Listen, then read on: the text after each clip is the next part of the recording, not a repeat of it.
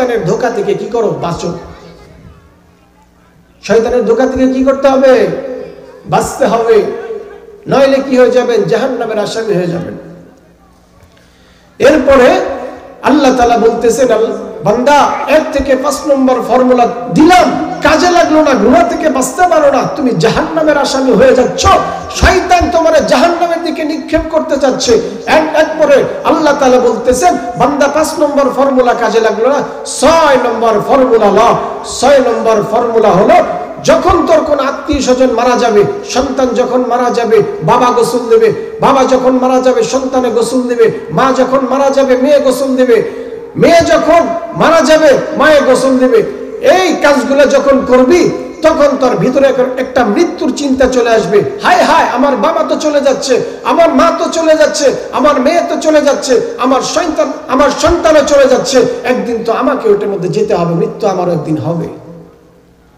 আল্লাহ বলতেছেন, এই 6 নম্বর ফর্মুলা যখন তুই মানবি, তোর ভিতরে যখন এই চিন্তাটা চলে আসবে, তুই গুনাহ থেকে কি করতে পারবি? বাঁচতে পারবি। এরপরে আল্লাহ তাআলা বলতেছেন, বান্দা 6 নম্বর ফর্মুলা দিলাম, গুনাহ থেকে বাঁচতে পারলি না, 7 নম্বর ফর্মুলা তোদেরকে দিলাম। 7 নম্বর ফর্মুলা, মাঝে মাঝে একটু বাড়ির পাশে কবরস্থানে যা, মাঝে মাঝে একটু বাড়ির পাশে কবরস্থানে যা। কত কোটি টাকার মালিক ওই কবরস্থানে ঘুমায়, যার দাপটে গ্রামের মানুষ ভয় পাইতো, এলাকার মানুষ ভয়ে থরথর করে কাঁপতো। কত কোটি টাকা অবৈধভাবে ইনকাম করেছে, গ্রামে কত, এলাকায় কতটা দাপট ছিল, আজকে অন্ধকার কবরে শুয়ে আছে। তার কবরের উপর কুকুরে পেশাব করে, গরু পেশাব করে, ছাগলে পেশাব করে দিচ্ছে, কবরের মধ্যে মাকড়সার জাল। ও বান্দা, কোটি টাকা ওই মালিক আজকে কবরের মধ্যে ঘুমায়, কিন্তু ওই মাকড়সার জাল ভাঙার মতো সামর্থ্য তার নাই। বান্দা, 7 নম্বর ফর্মুলা দিলাম, ওই কবরের মধ্যে দেখ কোটি টাকার মালিক ঘুমিয়ে আছে। ওই কোটি টাকা মালিক তার কবরের মধ্যে কুকুরে পেশাব করে দিচ্ছে, ছাগলে পেশাব করতেছে, তার কবরের উপর মাকড়সার জাল সে ভাঙতে পারতেছে না, এতটুকু ক্ষমতা তার নাই। আল্লাহ তাআলা বলতেছেন, এই 7টা ফর্মুলা কি করতে হবে? বান্দা, তোকে মানতে হবে। এই 7টা ফর্মুলার একটা যদি তুই মানতে পারো, তুই জাহান্নাম থেকে বাঁচতে পারবি, তুই জান্নাতে যাইতে পারবি।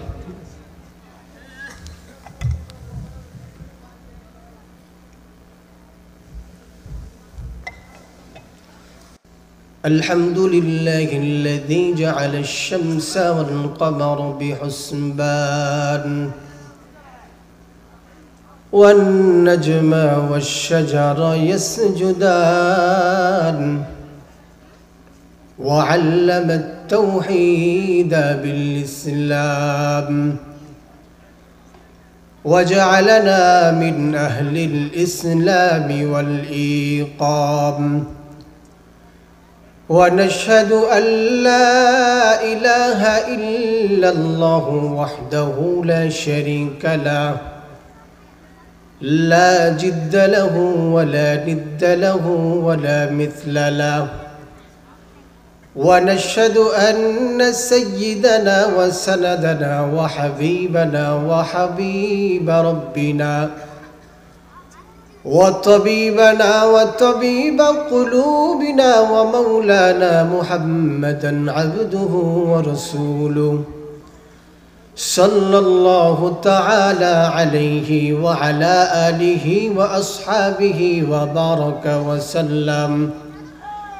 وبارك وسلم تسليما كثيرا كثيرا الذي أرسله الله تعالى بالحق بشيرا ونذيرا وداعيا إلى الله بإذنه وسراجا وقمرا منيرا أما بعد فأعوذ بالله من الشيطان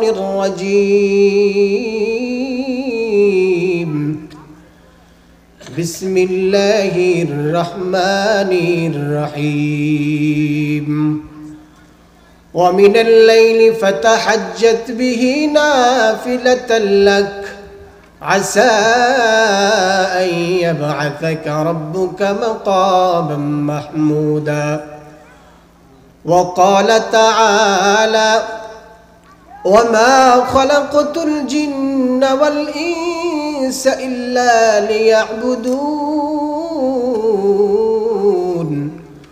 وقال رسول الله صلى الله عليه وسلم لا طاعة لمخلوق في معصية الخالق أو كما قال عليه الصلاة والسلام صدق الله مولانا العظيم وصدق على رسوله النبي الكريم ونحن على ذلك من الشاهدين والشاكرين والذاكرين والحمد لله رب العالمين الحمد لله اللهم صل على محمد وعلى آل محمد كما صليت على إبراهيم وعلى آل إبراهيم إنك حميد مجيد اللهم بارك على محمد وعلى آل محمد كما باركت على إبراهيم وعلى آل إبراهيم إنك حميد مجيد مقبول تو ہے شاز ہے قابل تو بہت ہے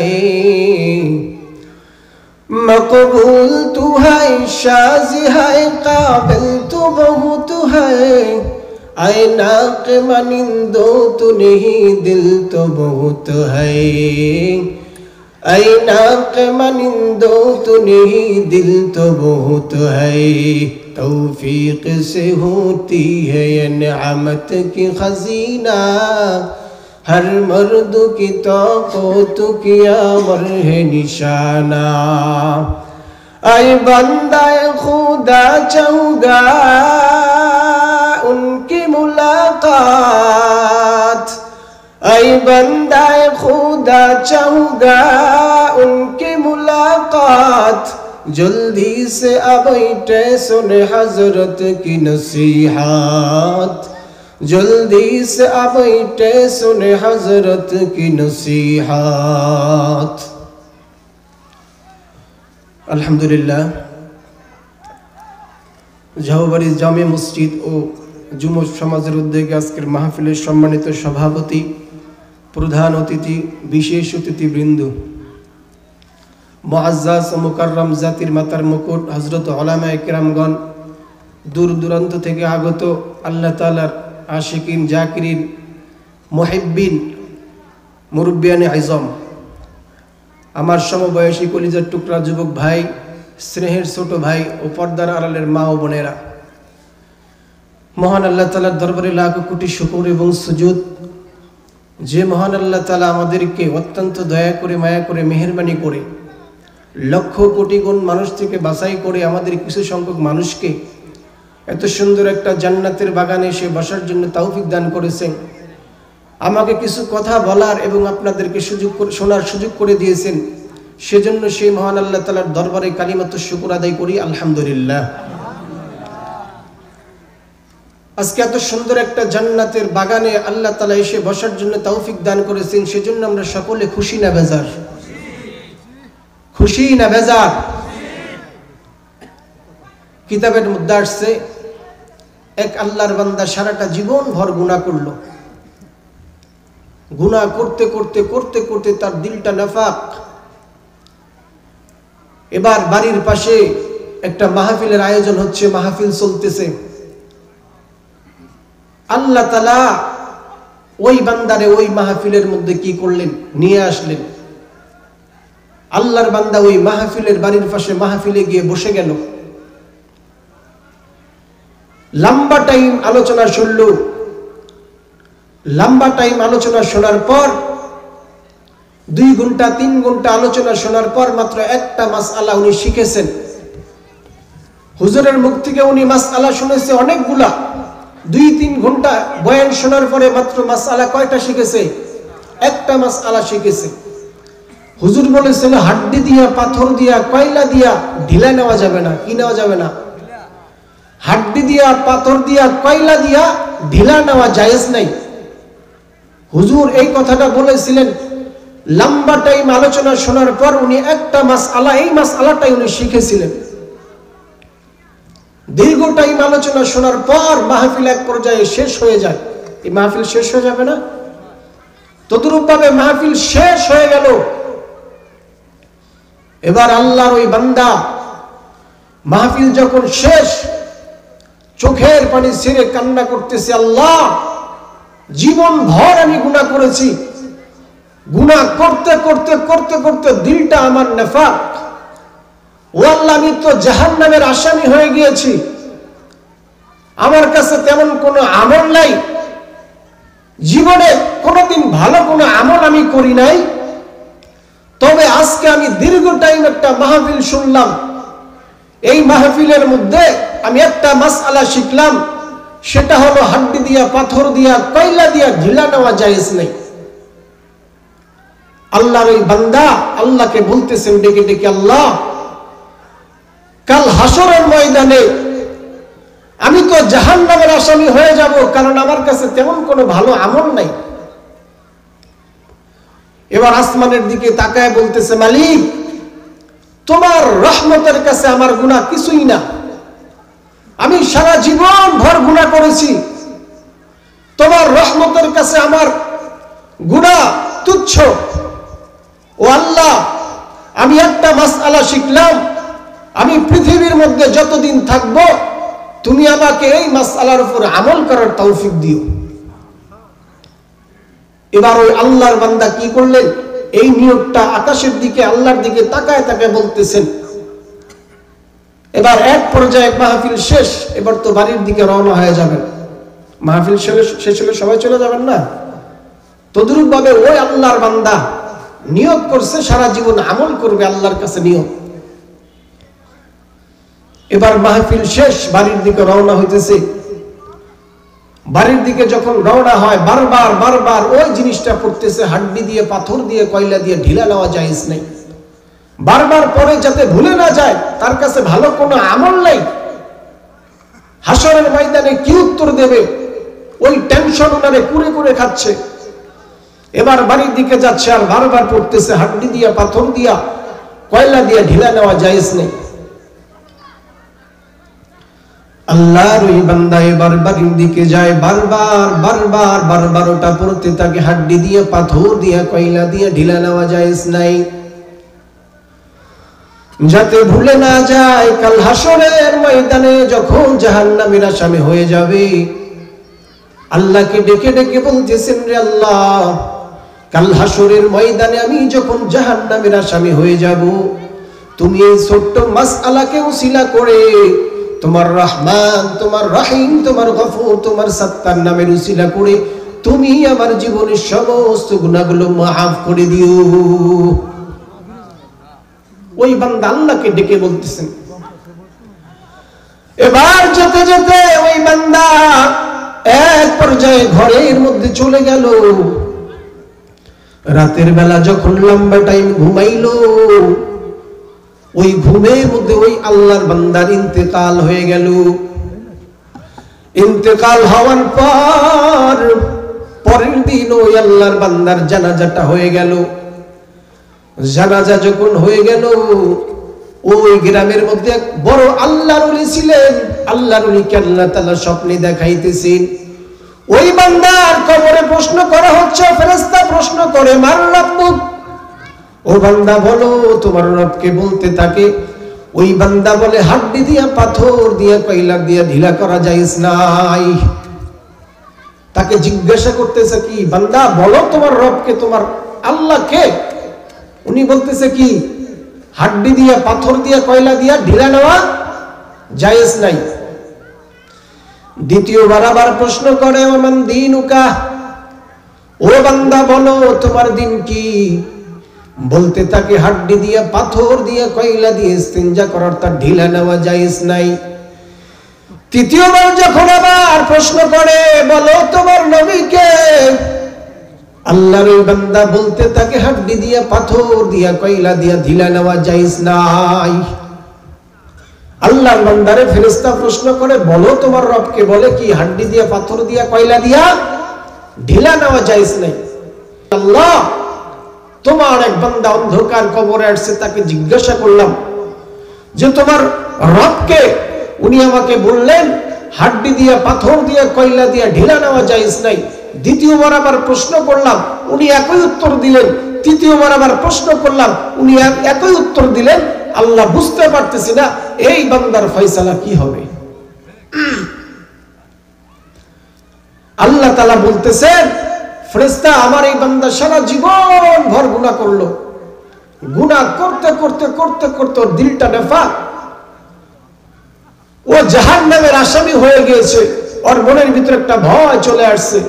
কাল হাসরের ময়দান আল্লাহ প্রশ্ন করবেন, বান্দা তুমি কি আমল নিয়ে আসছো?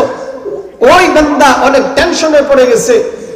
ও ফেরেশতা, আমার এই বান্দা গতকাল একটা মাহফিলের মধ্যে গিয়েছিল, মাহফিলের মধ্যে যাওয়ার পর একটা মাসআলা শিখেছে, সেটা হলো হাড্ডি দিয়া, পাথর দিয়া, কয়লা দিয়া ঢিলা নেওয়া জায়েজ নেই।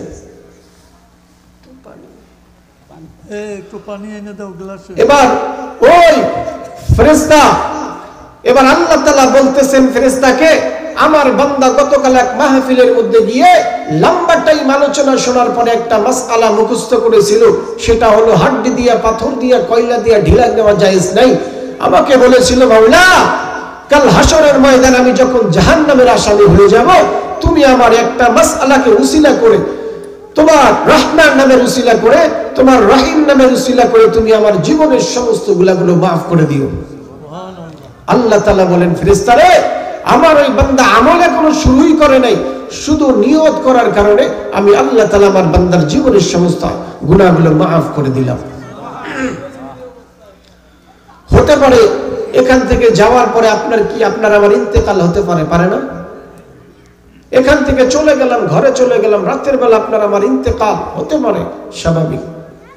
নিয়ত করে ফেলেন, এখান থেকে আজকে একজন হুজুর আধা ঘন্টা, 1 ঘন্টা, 2 ঘন্টা যতক্ষণ আলোচনা করুক না কেন, কমাস কম একটা কি করবো, মাসআলা এখান থেকে কি করব, শিখে যাব। একটা মাসআলা হলে আমরা কি করব, শিখে যাব। আমরা যাতে এই মাসআলার উপর সারা জীবন কি করতে পারি, আমল করতে পারি। আল্লাহ তাআলা তৌফিক দান করে সকলে বলেন আমিন। আল্লাহ তাআলা বলেন, হে বান্দা, তোমরা কি আমার কোরআন থেকে ফায়দা হাসিল করতে চাও? তোমরা কি আমার কালাম থেকে লাভবান হতে চাও?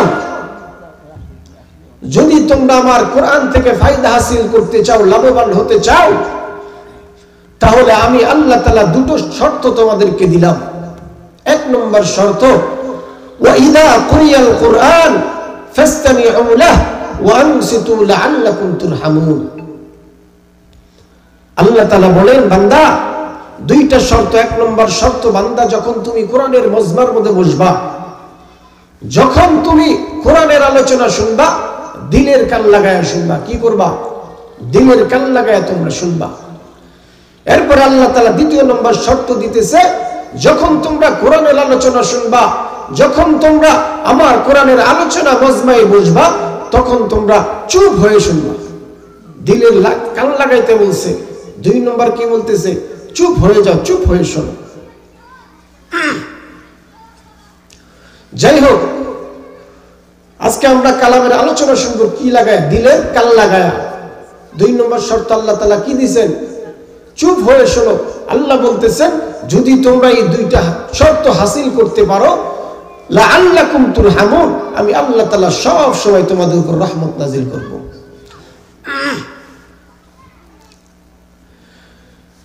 আল্লাহ তাআলা পৃথিবীটা বানিয়েছেন, অযথা বানান নাই। আল্লাহ তাআলা আমাদেরকে বানিয়েছেন, অযথা বানান নাই। অবশ্যই কোনো না কোনো একটা কি আছে, উদ্দেশ্য আছে, আছে না? আজকে এত সুন্দর করে একটা প্যান্ডেল সাজানো হয়েছে, এটারও একটা উদ্দেশ্য আছে।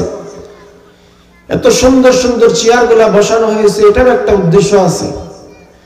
তদ্রূপ ভাবে আল্লাহ তাআলা আপনাকে আমাকে বানানোর পিছনেও আল্লাহ তাআলার কি আছে, উদ্দেশ্য আছে। আজকে মাহফিল যখন শেষ হয়ে যাবে, আপনার প্যান্ডেলগুলা কি করবে, এখান থেকে সরিয়ে ফেলা হবে, চেয়ারগুলা সরিয়ে ফেলানো হবে। তদুরূপ ভাবে যখন আল্লাহ তাআলা আমাদেরকে বানাইলেন ইবাদতের জন্য, আল্লাহ তাআলার গোলামি করার জন্য, যখন নাকি আমরা আল্লাহ তাআলার গোলামি করতে পারবো না, ইবাদত করতে পারবো না, আল্লাহ তাআলার ইবাদত থেকে যখন আমরা গাফেল হয়ে যাব, আল্লাহ তাআলা আমরা যেভাবে প্যান্ডেলটা ভেঙে ফেলবো, চেয়ারগুলা সরিয়ে ফেলবো, ওরূপ ভাবে আল্লাহ তাআলা আমাদেরকে দিয়ে যখন আল্লাহ তাআলার উদ্দেশ্য হাসিল হবে না, ইবাদতের উদ্দেশ্য হাসিল হবে না, আল্লাহ তাআলা আমাদেরকে ধাক্কা মেরে জাহান্নামের মধ্যে ফেলে দিবেন। আল্লাহ তাআলা বলতেছেন, বান্দা দুনিয়ার মধ্যে আসছো, শয়তান তোমার ধোঁকা দিবে, গুনার জন্য তোমার কুমন্ত্রণা দিবে। এই শয়তানের ধোঁকা থেকে, কুমন্ত্র থেকে বাঁচার জন্য আমি আল্লাহ তাআলা 7টা ফর্মুলা তোমাদেরকে বাতায় দিতেছি। 7টা ফর্মুলা বলতেছি।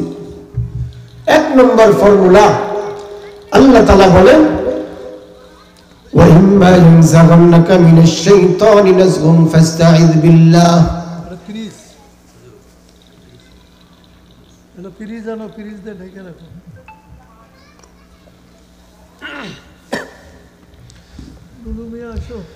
আল্লাহ তাআলা বলেন, ওয়া ইম্মা ইয়ানজাগান্নাকা মিনাশ শাইতানি নাজগুন ফাস্তাইয বিল্লাহ ইন্নাহু সামিউন আলীম।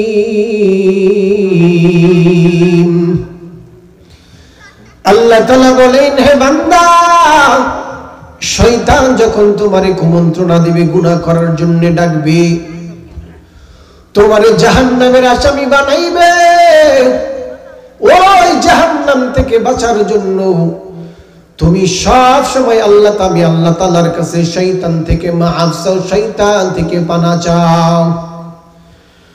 7টা ফর্মুলা আল্লাহ বাতায় দিলেন। 1 নম্বর, ওয়া ইম্মা ইয়ানজাগান্নাকা মিনাশ শাইতান নাজগুন ফাস্তাইয বিল্লাহ। বান্দা যখন তোমার শয়তানে কুমন্ত্রণা দেবে, গুনার জন্য ডাকবে, 1 নম্বর শর্ত, ও বান্দা সব সময় তুমি শয়তান থেকে আল্লাহ তাআলার কাছে পানা চাইবা, মাআফ চাইবা। আল্লাহ তাআলা বলেন, বান্দা 1 নম্বর ফর্মুলা দিলাম, কাজে লাগলো না। 2 নম্বর ফর্মুলা লা।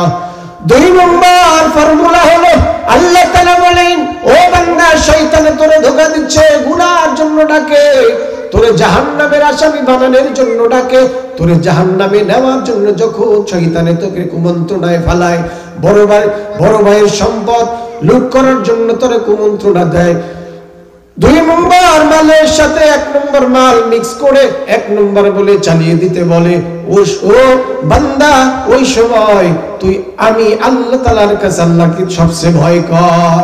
কি করতে বলতেছে? আল্লাহ বলতেছেন যে বান্দা 1 নম্বর ফর্মুলা, যখন তুই জাহান্নামের আসামি হয়ে যাবি, শয়তানে তোরে কুমন্ত্রণা দিবে, জাহান্নামের দিকে নিয়ে যাবে, গুনার দিকে ডাকবে, 1 নম্বর ফর্মুলা আমি আল্লাহ তাআলা দিলাম, তুই সব সময় শয়তান থেকে আল্লাহর কাছে, আমি আল্লাহর কাছে কি চাইবি?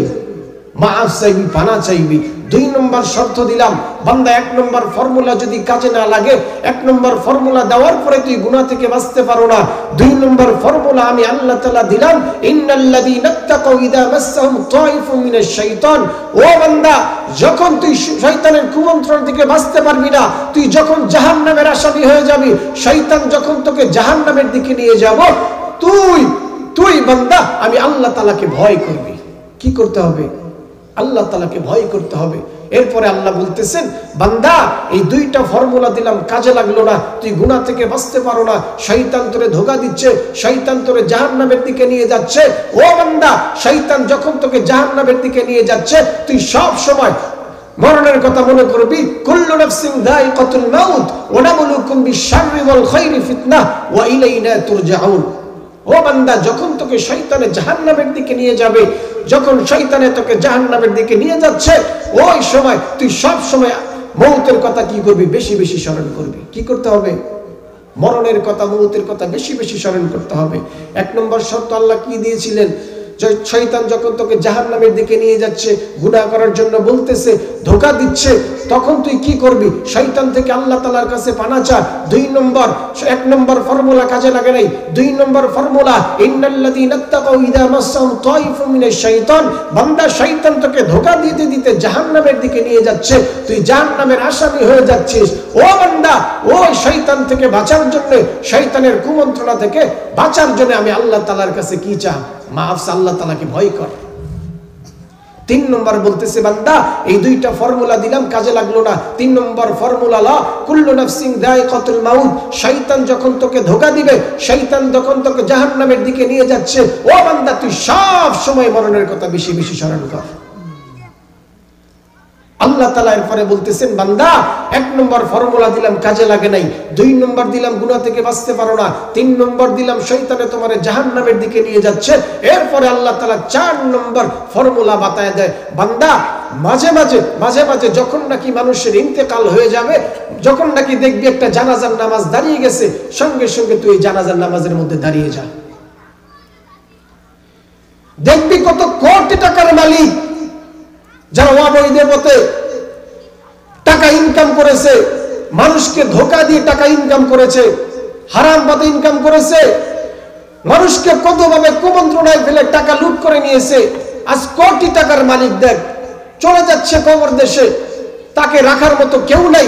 ও বান্দা, তুই একটু মাথায় ঢুকা, একদিন তো এই রাস্তায় তোকেও যেতে হবে। যখন তুই এই চিন্তা করবি, ওই মানুষের মন থেকে যখন তোর এই মাথার মধ্যে চিন্তাটা ঢুকে যাবে, ও বান্দা তুই গুনাহ থেকে বাঁচতে পারবি। আল্লাহ তাআলা কি বলতেছেন? 4 নম্বর ফর্মুলা, মাঝে মাঝে কি করবি? মৃত ব্যক্তির জানাজায় গিয়ে দাঁড়াবি। এই 4 নম্বর ফর্মুলা দিলাম, বান্দা তবুও তুই গুনাহ থেকে বাঁচতে পারো না, শয়তানে তোকে জাহান্নামের দিকে নিয়ে যাচ্ছে, তুই জাহান্নামের আসামি হয়ে যাচ্ছ। এরপরে আল্লাহ তাআলা বলেন, বান্দা তোরে 5 নম্বর ফর্মুলা দিতেছি। 5 নম্বর ফর্মুলা, বান্দা মাঝে মাঝে একটু হাসপাতালের বেডে গিয়ে তাকাইবি, কত কোটি টাকার মালিক দেখ সেখানে বসে আছে, সেখানে শুয়ে আছে, তার কোটি টাকা কাজে লাগে না। কত হারাম পথে শয়তানে ধোঁকা দিয়েছে, কত হারাম পথে সে কোটি কোটি টাকা ইনকাম করেছে, আজকে হাসপাতালের বেডে শুয়ে আছে, কবর দেশের যাত্রী হয়ে যাবে। কত অবৈধ পথে টাকা ইনকাম করলো সে, আজকে তার টাকা কোনো কাজে লাগে না। বান্দা, সুতরাং তুই হারাম থেকে, শয়তানের ধোঁকা থেকে কি করো? বাঁচো। শয়তানের ধোঁকা থেকে কি করতে হবে? বাঁচতে হবে, নইলে কি হয়ে যাবেন? জাহান্নামের আসামি হয়ে যাবেন। এরপরে আল্লাহ তাআলা বলতেছেন, বান্দা 1 থেকে 5 নম্বর ফর্মুলা দিলাম, কাজে লাগলো না, গুনাহ থেকে বাঁচতে পারো না, তুমি জাহান্নামের আসামি হয়ে যাচ্ছ। শয়তান তোমারে জাহান্নামের দিকে নিক্ষেপ করতে চাচ্ছে। এক পরে আল্লাহ তাআলা বলতেছেন, বান্দা 5 নম্বর ফর্মুলা কাজে লাগলো না, 6 নম্বর ফর্মুলা ল। 6 নম্বর ফর্মুলা হলো, যখন তোর কোন আত্মীয় স্বজন মারা যাবে, সন্তান যখন মারা যাবে বাবা গোসল দেবে, বাবা যখন মারা যাবে সন্তানে গোসল দেবে, মা যখন মারা যাবে মেয়ে গোসল দেবে, মেয়ে যখন মারা যাবে মায়ে গোসল দেবে। এই কাজগুলো যখন করবি, তখন তোর ভিতরে একটা মৃত্যুর চিন্তা চলে আসবে। হায় হায়, আমার বাবা তো চলে যাচ্ছে, আমার মা তো চলে যাচ্ছে, আমার মেয়ে তো চলে যাচ্ছে, আমার সন্তানও চলে যাচ্ছে, একদিন তো আমাকে ওটার মধ্যে যেতে হবে, মৃত্যু আমারও একদিন হবে। আল্লাহ বলতেছেন, এই 6 নম্বর ফর্মুলা যখন তুই মানবি, তোর ভিতরে যখন এই চিন্তাটা চলে আসবে, তুই গুনাহ থেকে কি করতে পারবি? বাঁচতে পারবি। এরপরে আল্লাহ তাআলা বলতেছেন, বান্দা 6 নম্বর ফর্মুলা দিলাম, গুনাহ থেকে বাঁচতে পারলি না, 7 নম্বর ফর্মুলা তোদেরকে দিলাম। 7 নম্বর ফর্মুলা, মাঝে মাঝে একটু বাড়ির পাশে কবরস্থানে যা, মাঝে মাঝে একটু বাড়ির পাশে কবরস্থানে যা। কত কোটি টাকার মালিক ওই কবরস্থানে ঘুমায়, যার দাপটে গ্রামের মানুষ ভয় পাইতো, এলাকার মানুষ ভয়ে থরথর করে কাঁপতো। কত কোটি টাকা অবৈধভাবে ইনকাম করেছে, গ্রামে কত, এলাকায় কতটা দাপট ছিল, আজকে অন্ধকার কবরে শুয়ে আছে। তার কবরের উপর কুকুরে পেশাব করে, গরু পেশাব করে, ছাগলে পেশাব করে দিচ্ছে, কবরের মধ্যে মাকড়সার জাল। ও বান্দা, কোটি টাকা ওই মালিক আজকে কবরের মধ্যে ঘুমায়, কিন্তু ওই মাকড়সার জাল ভাঙার মতো সামর্থ্য তার নাই। বান্দা 7 নম্বর ফর্মুলা দিলাম, ওই কবরের মধ্যে দেখ কোটি টাকার মালিক ঘুমিয়ে আছে, ওই কোটি টাকা মালিক তার কবরের মধ্যে কুকুরে পেশাব করে দিচ্ছে, ছাগলে পেশাব করতেছে, তার কবরের উপর মাকড়সার জাল সে ভাঙতে পারতেছে না, এতটুকু ক্ষমতা তার নাই। আল্লাহ তাআলা বলতেছেন এই 7টা ফর্মুলা কি করতে হবে বান্দা, তোকে মানতে হবে। এই 7টা ফর্মুলার একটা যদি তুই মানতে পারো, তুই জাহান্নাম থেকে বাঁচতে পারবি, তুই জান্নাতে যাইতে পারবি। আল্লাহ তাআলা বলতেছেন বান্দা এই 7টা ফর্মুলা দিলাম, তুই জাহান্নাম থেকে বাঁচতে পারো না, তবুও তুই শয়তানে তোকে ধোঁকা দিচ্ছে, তুই এরপর আল্লাহ তাআলা বলতেছেন তুই বেশি বেশি আল্লাহর কাছে তওবা কর। আল্লাহর কাছে কি করতে হবে? তওবা করতে হবে। গুনাহ থেকে বাঁচতে পারেন না, আল্লাহর কাছে তওবা করেন। কিভাবে তওবা করবেন? নবীর সাহাবী হযরতে সালাবা যেইভাবে তওবা করেছেন, নবীর সাহাবী হযরতে সালাবা কিভাবে ভুল করার পরে আল্লাহর কাছে তওবা করেছেন, কিভাবে মাফ চেয়েছেন। সালাবা যেইভাবে মাফ চেয়েছিল, বান্দা তুমি সেইভাবে মাফ চাও। আল্লাহর রাসূল সালাবাকে মদিনার মধ্যে রেখে মক্কা চলে গেলেন যুদ্ধের জন্য। সালাবাকে যখন মদিনার মধ্যে রেখে গেলেন, হঠাৎ সালাবার চোখ একটা বেগানা নারীর দিকে পড়ে গেল।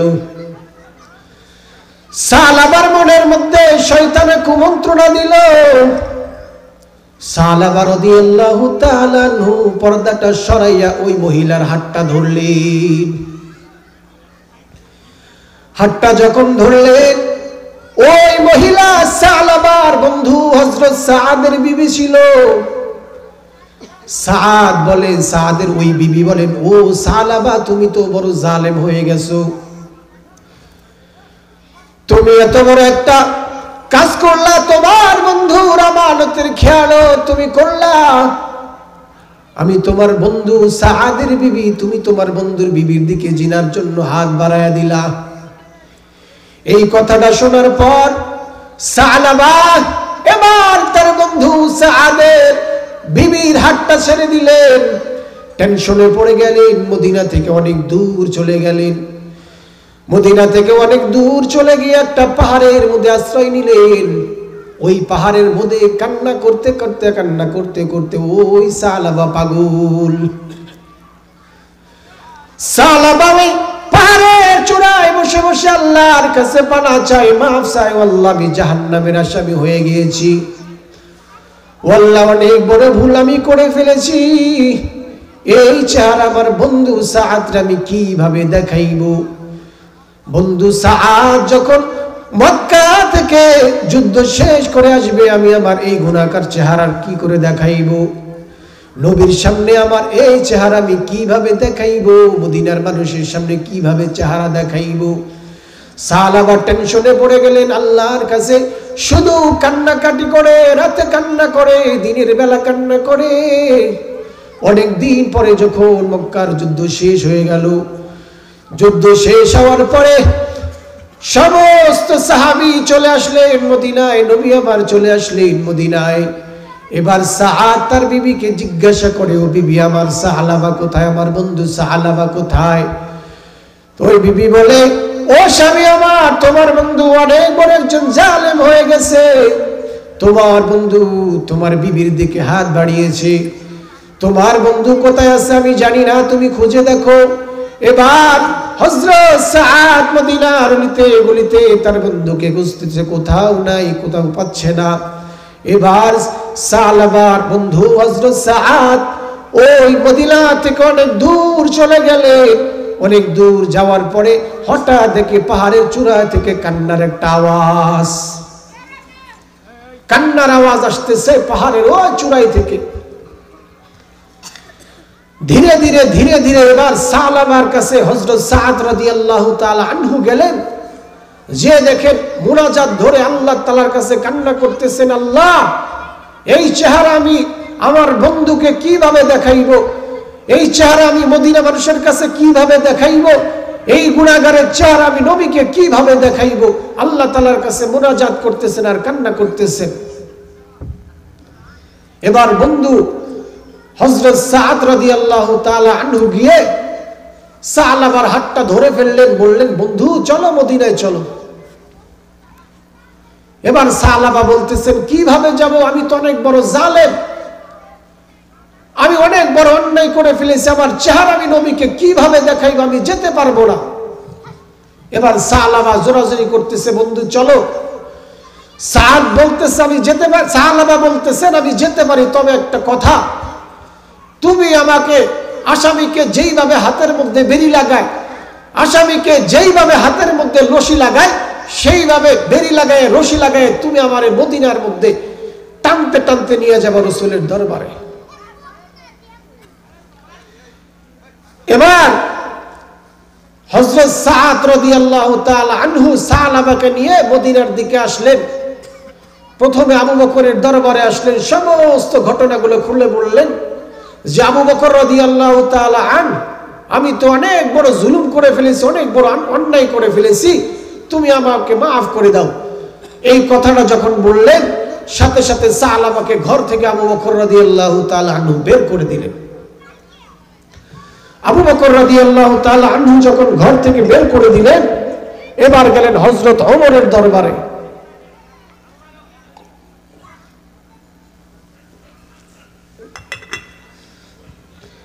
এবার গেলেন হযরত ওমরের দরবারে।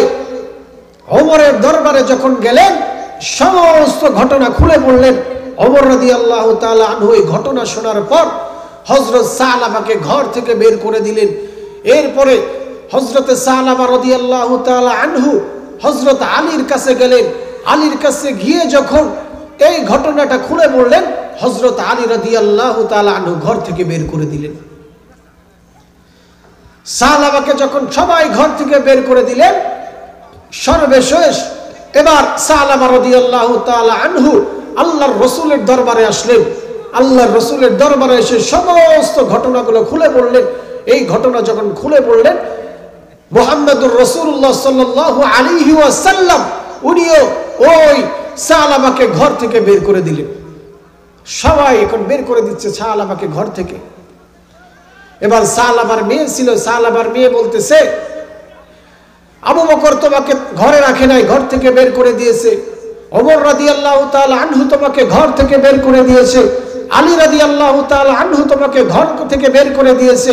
নবী মুহাম্মদুর রাসূলুল্লাহ সাল্লাল্লাহু আলাইহি ওয়াসাল্লাম তোমাকে ঘর থেকে বের করে দিয়েছে। যে নবী মুহাম্মদুর রাসূলুল্লাহ তোমাকে ঘর থেকে বের করে দিয়েছে, নবী যদি তোমাকে ঘর থেকে বের করে দেয়, আমি মেয়ে হয়ে তোমাকে সেই ঘরে রাখতে পারবো না। এবার কি করলেন? মেয়েও ঘর থেকে বের করে দেওয়ার জন্য কি করলেন? বাবাকে ঘর থেকে বের করে দেওয়ার জন্য কথাটা বলে ফেললেন। এবার সালাবা রাদিয়াল্লাহু তাআলা আনহু আবারও চলে গেলেন। মদিনা থেকে অনেক দূর চলে গেলেন, অনেক দূর একটা চূড়ায়, পাহাড়ের চূড়ায় গিয়ে আল্লাহ তাআলার কাছে মুনাজাত করতেছে, আল্লাহ তাআলার কাছে কান্না করতেছে, চোখের পানি ফেলে, আল্লাহ আবু বকরও মাফ করলো না, ওমরও মাফ করলো না, আলীও মাফ করলো না, মুহাম্মদুর রাসূলুল্লাহ আমাকে মাফ করলো না, আমি কোথায় যাব? এই চেহারা আমি কাকে দেখাবো? সালাবা আল্লাহর কাছে ওই পাহাড়ের চূড়ায় বসে বসে কান্না করতেছে, ইবাদতের মগ্ন, আল্লাহ তাআলার কাছে কান্না রোনাজারি করতেছে। কয়েকদিন যাওয়ার পরে এবার আল্লাহ তাআলা জিবরাইলকে পাঠাইলেন নবীর দরবারে, নবীরে বলে দাও যে সালাবা কোথায়, আমার বান্দা আমার কাছে ভুল করার পরে আমি মাফ করে দেই, কিন্তু সালাবাকে কেন মাফ করা হলো না? এবার আল্লাহর রাসূল সাহাবা একরামদের নিয়ে বসলেন, সমস্ত ঘটনা খুলে বললেন। এবার ওমর রাদিয়াল্লাহু তাআলা আনহুর আগে প্রথমে আবু বকর রাদিয়াল্লাহু তাআলা আনহু দাঁড়ায় গেলেন, বললেন যে আমি সালাবাকে খোঁজার জন্য বের হয়ে যাব। এরপরে ওমর রাদিয়াল্লাহু তাআলা আনহু দাঁড়ায় গেলেন, এরপরে আলী রাদিয়াল্লাহু তাআলা আনহু দাঁড়ায় গেলেন, এরপরে সালমানে ফারসি রাদিয়াল্লাহু তাআলা আনহু সালাবাকে খোঁজার জন্য দাঁড়ায় গেলেন। যারা চারজন মদিনা থেকে বের হলেন সালাবাকে খোঁজার জন্য। যেতে যেতে যেতে যেতে মদিনা থেকে অনেক দূর চলে গেলেন। অনেক দূর যখন চলে গেলেন, কোথাও পাচ্ছে না।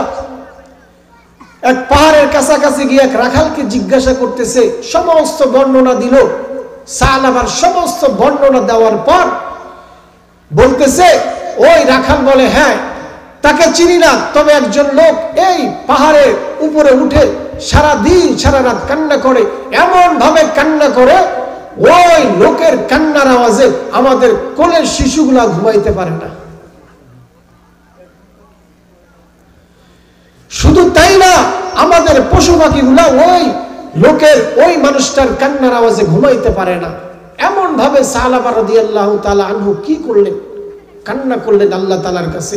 এবার তারা চারজন গিয়ে হযরতে সাহাবা রাদিয়াল্লাহু তাআলা আনহুর হাতটা ধরে ফেললেন। হাতটা ধরার পরে এবার বললেন যে ও সাহাবা, চলো, নবী মুহাম্মদুর রাসূলুল্লাহ সাল্লাল্লাহু আলাইহি ওয়াসাল্লাম তোমাকে মদিনায় যেতে বলছেন, আল্লাহ তাআলা স্বয়ং আয়াত নাজিল করেছেন তোমার ব্যাপারে, তুমি মদিনায় চলো। এবার ওই সাহাবা রাদিয়াল্লাহু তাআলা আনহুকে নিয়ে সাহাবায়ে কেরাম এবার মদিনার দিকে রওনা হলেন। মদিনায় যখন আসলেন, দেখলেন ফজরের ইকামত চলতেছে, সমস্ত কাতারগুলা পূরণ হয়ে গিয়েছে।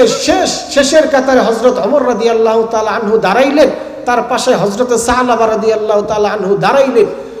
নবী করিম সাল্লাল্লাহু আলাইহি ওয়াসাল্লাম নামাজ পড়াইতেছেন, আল্লাহর রাসূল পড়তেছেন আল হাকুমুত তাকাসুর, এই দুনিয়ার প্রাচুর্য তোমাদেরকে ধ্বংস করে দিয়েছে। এই আয়াতটা যখন পড়লেন, হযরত সাহাবা রাদিয়াল্লাহু তাআলা আনহু জোরে একটা চিৎকার মারলেন। এরপরে আল্লাহর রাসূল পড়তেছেন হাত্তা আল হাকুমুত তাকাসুর হাত্তা জুরতুমুল মাকাবির, এই আয়াতটা যখন পড়লেন, হযরত সাহাবা রাদিয়াল্লাহু তাআলা আনহু চিৎকার মেরে জমিনের মধ্যে পড়ে গেলেন। এবার নামাজ শেষ করে আল্লাহর রাসূল সালমানে ফারসিকে বললেন, ও সালমানে ফারসি, সাহাবার মাথার মধ্যে পানি ঢালো। এবার সাদ রাদিয়াল্লাহু তাআলা আনহু ওই বন্দুকে যখন সবাই ধরতেছে, এবার সালমানে ফারসি রাদিয়াল্লাহু তাআলা আনহু বলতেছেন যে ইয়া রাসূলুল্লাহ, সালামা তো দুনিয়ার মধ্যে নাই, উনি তো ইন্তেকাল হয়ে গেছে। ওই সাহাবা রাদিয়াল্লাহু তাআলা আনহু কিভাবে তওবা করেছেন আল্লাহর কাছে, আল্লাহ তাআলা ওনার ব্যাপারে আয়াত নাযিল করেছেন। ওই সাহাবা রাদিয়াল্লাহু তাআলা আনহু জানাজা আল্লাহর রাসূল নিজে পড়াইছেন, দাফন কাফন গোসল নিজে দিয়েছেন। জানাজা শেষে সমস্ত সাহাবায়ে কেরামরা আল্লাহর রাসূলকে প্রশ্ন করেন, ইয়া রাসূলুল্লাহ, যখন জানাজার মধ্যে গেলাম দেখলাম আপনি বুড়ো আঙ্গুলের মধ্যে ভর করে করে হাঁটতেছেন, কারণ কি? এবার আল্লাহর রাসূল বলেন যে ও সাহাবায়ে কেরাম, সাহাবার জানাজার মধ্যে এত পরিমাণ ফেরেশতা হাজির হয়েছে যে আমি রাসূল যে পা ফেলাবো সে জায়গাটুকুও নেই। আল্লাহর রাসূল যে পা রাখবেন, বুড়ো আঙ্গুলের মধ্যে ভর করে হাঁটতেছেন, জানাজায় যাইতেছেন, আল্লাহর রাসূল বলতেছেন আমার পা যে রাখবো, এই পা রাখার মতো জায়গা ছিল না। এত পরিমাণ ফেরেশতা আল্লাহ দুনিয়ার মধ্যে পাঠিয়েছিলেন সাহাবার জানাজার মধ্যে। তাহলে কি করতে হবে? যদি আমরা গুনাহ করেই ফেলি, তাহলে আমাদের কি করতে হবে? সাহাবার মতো বেশি বেশি কি করতে হবে? তওবা করতে হবে। তওবা করতে কে কে রাজি আছি? আল্লাহ তাআলাকে হাত তুলে দেখাই। আল্লাহ হাতগুলোকে কবুল করে নেন, সকলে বলুন আমিন। আমি কালামে হাকিম থেকে ছোট্ট একটি আয়াত পাঠ করেছি। আল্লাহ তাআলা বলেন, ওয়া মিনাল লাইলি ফাতাহাজ্জাদ বিহি নাফিলাতাল লাক আসা আন ইয়াবআসাকা রাব্বুকা মাকামান মাহমুদা। আল্লাহ তাআলা বলেন, ওয়া মিনাল লাইলি ফাতাহাজ্জাদ বিহি নাফিলাতাল লাক আসা আন ইয়াবআসাকা রাব্বুকা মাকামান মাহমুদা। হে নবী, আপনি আমি আল্লাহ তাআলা সমস্ত কথাগুলো শুনেন, সমস্ত হুকুম মানেন, তারপরে আপনাকে আমি একটা বাড়তি আমল দিচ্ছি, বাড়তি একটা ইবাদত দিচ্ছি। সমস্ত মানুষ যখন ঘুমিয়ে যাবে, পৃথিবীর সমস্ত প্রাণী যখন ঘুমের মধ্যে বিভোর থাকবে, ও নবী আপনি উঠে আমি আল্লাহ তাআলার কুদরতি কদমে সিজদা দিবেন।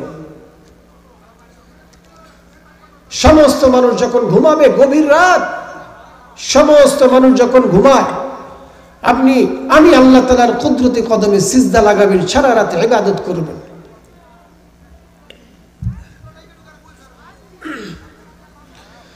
আল্লাহ তাআলা যখন এই কথাটা বললেন, আল্লাহর রাসূল নামাজের মধ্যে দাঁড়িয়ে গেলেন রাতের বেলা। আল্লাহর রাসূল যখন নামাজের মধ্যে দাঁড়াইলেন,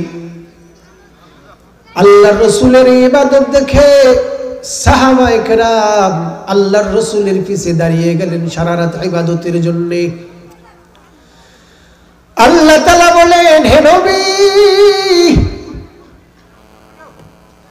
এই আরবের 40 জন যুবকের যেই শক্তি আমি আল্লাহ তাআলা দিয়েছি, ও রাসূল আপনার ভিতরে আমি আল্লাহ তাআলা 40 জন যুবকের শক্তি একজনের ভিতরে দিয়েছি। আল্লাহ রাসূলকে আল্লাহ তাআলা 40 জন যুবকের যে শক্তি আল্লাহর রাসূলের ভিতরে একাই সেই শক্তি আল্লাহ তাআলা দিয়েছিলেন। ও নবী আমার, সারা রাত আপনি ইবাদত করেন, আপনার কষ্ট হয় না? আপনি সারা রাত ইবাদত করেন, আপনার সাহাবায়ে কেরামরাও ইবাদত করে আপনার দেখা দেখি। ও নবী আমার, আপনার কষ্ট হয় না, কিন্তু আপনার সাহাবায়ে কেরামের কষ্ট হয়, কারণ তারা তো মাযুর, তারা তো দুর্বল বান্দা। তারা যখন সারা রাত ইবাদত করে আমি আল্লাহ তাআলার কুদরতি কদমে সিজদা লাগাই, আমার ওই বান্দাগুলোর পা ব্যথা হয়ে যায়, শরীর ব্যথা হয়ে যায়। আল্লাহ তাআলা বলেন, ইন্না রাব্বাকা ইয়ালামু আন্নাকা তাকুমু আদনা মিন থুলুতাইল লাইল ওয়া নিসফাহু ওয়া থুলুতাহু ওয়া তাইফাতুম মিনাল্লাযীনা মাআক। আল্লাহ তাআলা বলেন, হে নবী আমার, আপনি সারা রাত ইবাদত করবেন না, বরং রাতের 3 ভাগের 2 ভাগ ইবাদত করবেন। যখন আল্লাহর রাসূলের দেখা দেখি সাহাবায়ে কেরামরা কি করতেছেন, আল্লাহ তাআলা আল্লাহর রাসূলের পিছে ইবাদতের জন্য দাঁড়িয়ে গেলেন, সারা রাত ইবাদত করেন। আল্লাহ তাআলা দেখতেছেন আল্লাহর রাসূলের কষ্ট না হলেও আল্লাহ রাসূলের উম্মত সাহাবায়ে কেরামের কষ্ট হচ্ছে। এই কষ্ট দেখে আল্লাহ তাআলা কি করলেন, আয়াত নাজিল করলেন, হে নবী, আপনি সারা রাত ইবাদত করবেন না, সারা রাত তাহাজ্জুদ পড়বেন না, বরং রাতের 3 ভাগের 2 ভাগ আপনি ইবাদত করবেন। আল্লাহর রাসূল যখন সারা রাত ইবাদত না করার পরে 2-3 ভাগের 2 ভাগে যখন ইবাদত শুরু করে দিলেন, এরপরে আল্লাহ তাআলা দেখতেছেন ওই সাহাবায়ে কেরামের কষ্ট হচ্ছে, তাদের পা ব্যথা হয়ে যাচ্ছে, তাদের শরীর ব্যথা হয়ে যাচ্ছে। এরপরে আল্লাহ তাআলা জানায়া দিলেন, ইয়া আইয়ুহাল মুযাম্মিলু কুমিল লাইলা ইল্লা কালিলা নিসফাহু আও ইনকুস মিনহু কালিলা। আল্লাহ তাআলা এরপরে বলতেছেন, নবী, আপনি সারা রাত আপনাকে ইবাদত করতে হবে না। আপনি সারা রাত ইবাদত করেন বা না করেন, আপনি সারা রাত আমি আল্লাহ তাআলার কুদরতি কদমে সিজদা লাগান বা না লাগান, আপনি কতক্ষণ লাগাইলেন, কয়টা সিজদা দিলেন, কয়বার আমি আল্লাহ তাআলার নাম জপলেন, কয়বার আমি আল্লাহ তাআলার কুদরতি কদমে সিজদা দিলেন, আমি আল্লাহ তাআলা সেটা দেখব না, আমি আল্লাহ তাআলা দেখব। ইয়া রাসূল, আপনি গভীর রাতে উঠে ওযু করে আরামের ঘুম ত্যাগ করে আমি আল্লাহ তাআলার কুদরতি কদমে সিজদা দিলেন কিনা। প্রথমে কি বললেন, যে আপনি ইবাদত করেন। আল্লাহ রাসূল সারা রাত ইবাদত করলেন, সাহাবায়ে কেরাম দেখলেন সারা রাত ইবাদত করতেছেন, পিছে দাঁড়ায় দাঁড়ায় আল্লাহ তাআলা বলতেছেন যে সারা রাত ইবাদত করতে হবে না, যেহেতু কষ্ট হচ্ছে। এরপরে বললেন রাতের 3 ভাগের 2 ভাগ ইবাদত করেন। এরপরে দেখতেছে কষ্ট হচ্ছে, এরপরে আল্লাহ তাআলা আয়াত নাজিল করে জানায়া দিলেন, হে রাসূল, সারা রাত ইবাদত করতে হবে না, আমি আল্লাহ তাআলা সেটা দেখব না, আপনি কতক্ষণ ইবাদত করলেন, কয়টা সিজদা দিলেন, কয়বার আমি আল্লাহ তাআলার কুদরতি কদমে সিজদা দিলেন, আমি আল্লাহ তাআলা সেটা দেখব না, আমি আল্লাহ তাআলা দেখব আপনি রাতের বেলা গভীর রাতে সমস্ত প্রাণী যখন ঘুমায়, সমস্ত মানুষ যখন ঘুমায়, আপনি আরামের ঘুম ত্যাগ করে ওযু করে আমি আল্লাহ তাআলার কুদরতি কদমে সিজদা দেন কিনা, আমি আল্লাহ তাআলা সেটা দেখব। তাহলে কি করতে হবে? সারা রাত ইবাদতের কথা বলে নাই, আল্লাহ তাআলা কি বলছেন, তাহাজ্জুদ পড়তে বলছেন। এই তাহাজ্জুদের মাধ্যমে কি পেয়েছেন আল্লাহ রাসূল? আল্লাহ রাসূলকে আল্লাহ তাআলা কাল হাসরের ময়দানে বান্দাদেরকে সুপারিশ করবেন। এই তাহাজ্জুদের উসিলায় আল্লাহ তাআলা কি করছেন, দিয়েছেন আল্লাহ রাসূলকে। আল্লাহ তাআলা 2টা প্রস্তাব আল্লাহর নবীর কাছে পাঠাইছেন ফেরেশতার মাধ্যমে, যে হে নবী, কাল হাসরের ময়দানে, কাল কিয়ামতের ময়দানে, ওই জামানায়, কিয়ামতের ওই জামানায় পৃথিবীর মধ্যে যত মুসলমান থাকবে, যদি 200 কোটি মুসলমান থাকে, তাহলে 100 কোটি মুসলমান মুমিনকে নিয়ে আপনি জান্নাতে যাইবেন। আর 100 কোটি জাহান্নামে চলে যাবে।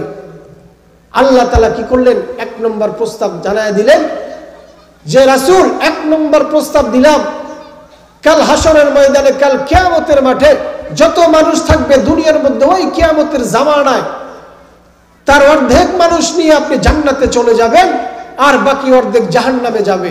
এই 1 নম্বর প্রস্তাব আপনাকে দিলাম, আপনি কি রাজি আছেন কিনা?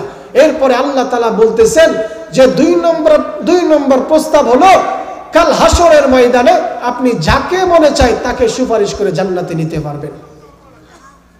সুবহানাল্লাহ বললেন না? সুবহানাল্লাহর কি ফজিলত!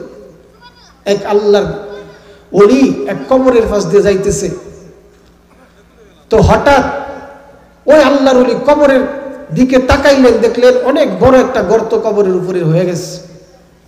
তো আল্লাহর ওলি ধীরে ধীরে ধীরে ধীরে ওই কবরের কাছে গেলেন।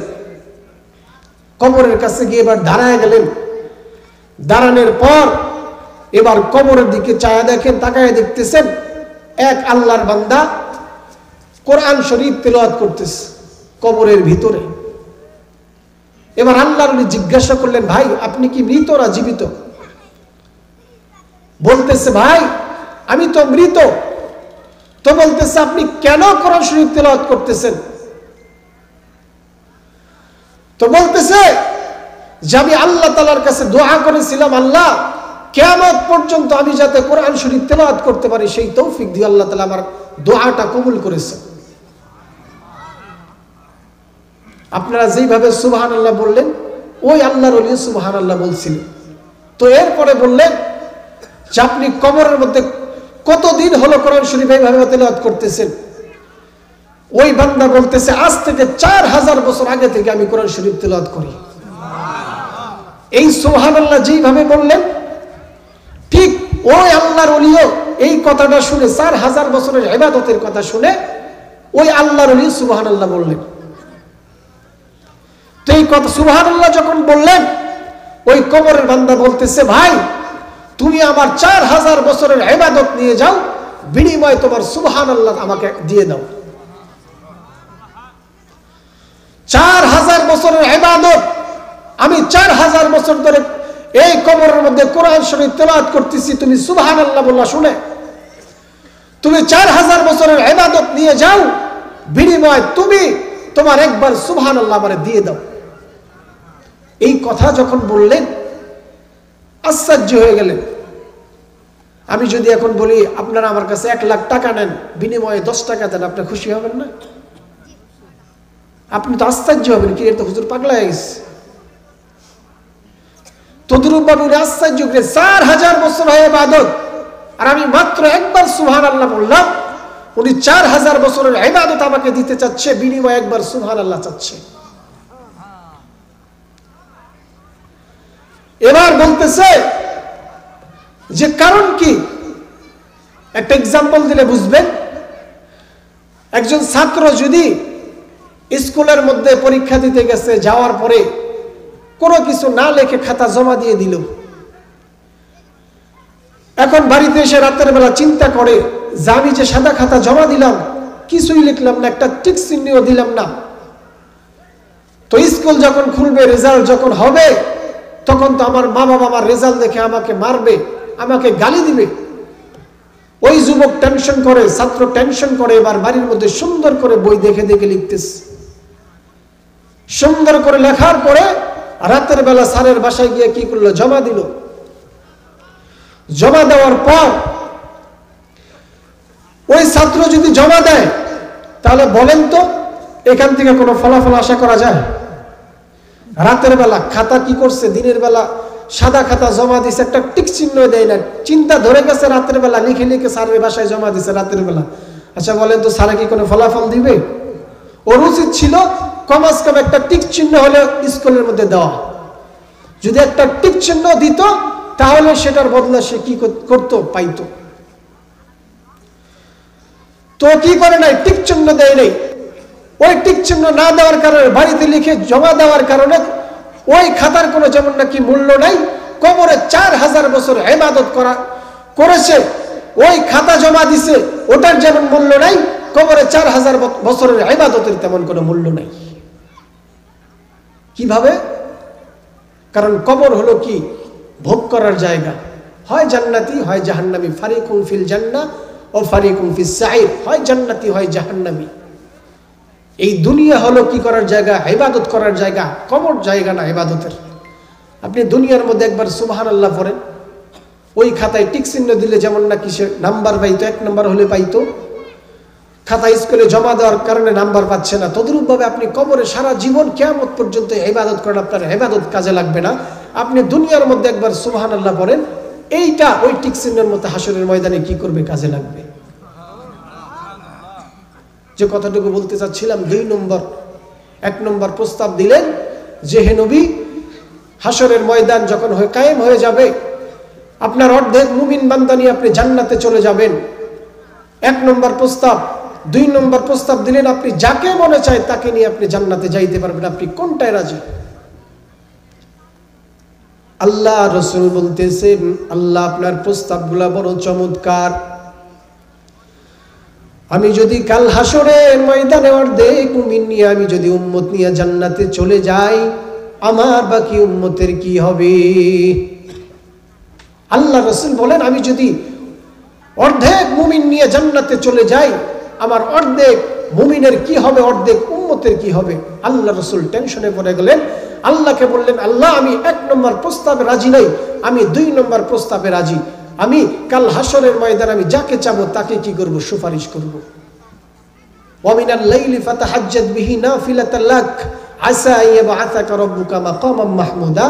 আল্লাহ তাআলা এই মাকামে মাহমুদের বদৌলতে আল্লাহ তাআলা নবীকে কাল হাসরের ময়দানে সুপারিশ করার মতো কি দিবেন? সুযোগ দিবেন, এই মাকামে মাহমুদের বদৌলতে। কাল হাসরের ময়দানে যাতে আমরা কি করতে পারি? আল্লাহর রাসূলের সুপারিশ আমাদের ভাগ্যে জুটে, আল্লাহ তাআলা সেই তৌফিক, আমল ভালো ভালো আমল করে সেই তৌফিক আমাদেরকে দিক। সকলে বলেন আমিন। আল্লাহ তাআলা আমাদেরকে গুনাহ থেকে বাঁচার জন্য যে ফর্মুলাগুলো বললাম, এই ফর্মুলাগুলো বেশি বেশি আমল করার তৌফিক দান করুক। সকলে বলেন আমিন। যে কথাটুকু বললাম, আল্লাহ তাআলা সর্বপ্রথম আমাকে, এরপরে আপনাদেরকে আমল করার তৌফিক দান করুক। ওয়া আখিরু দাওয়ানা আলহামদুলিল্লাহি রাব্বিল আলামিন। আসসালামু আলাইকুম ওয়া রাহমাতুল্লাহি ওয়া বারাকাতুহু।